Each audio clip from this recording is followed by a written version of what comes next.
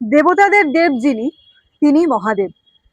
এই শ্রাবণ মাসে কম বেশি আমরা সবাই মহাদেবের আরাধনা করে থাকি, কিন্তু তার আরাধনায় এই ভুলগুলো করে ফেলছি না তো? প্রথমেই আসি তার আসন, তাকে কোন আসনে বসাবেন। শিবপুরাণে এটা বর্ণিত আছে যে তাকে স্বর্ণ, রৌপ্য বা কাংস পাত্রে বসানো। তো সোনা রূপো যদি আমরা এফোর্ড করতে না পারি তাহলে তাকে কাংস পাত্রে বসান। অনেকের এটা দেখা যায় যে মহাদেবকে যে পাত্রে স্নান করাচ্ছেন সেখানেই তাকে বসিয়ে রাখছেন এবং তারপর তার শৃঙ্গার করছেন। এটা কিন্তু সব থেকে বড় ভুল। যে পাত্রে স্নান করাচ্ছেন বা যে পাত্রে তাকে রাখছেন সেই পাত্রেই কিন্তু বসিয়ে রাখবেন না। তার পাত্র পরিষ্কার করে তাকে মুছে তারপর তাকে রেখে শৃঙ্গার করুন।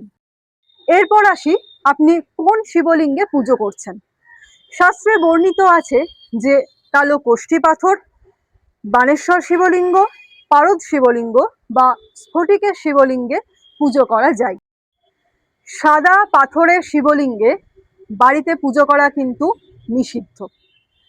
আরও একটা বিষয়, সবার মধ্যেই দেখা যায় যে ফল, মিষ্টি বা যে কাঁটা ফল বা ধুত্র ফল আমরা দিই সেগুলো সবই ওই গৌরীপটের মধ্যে অনেকেই দিয়ে দেন।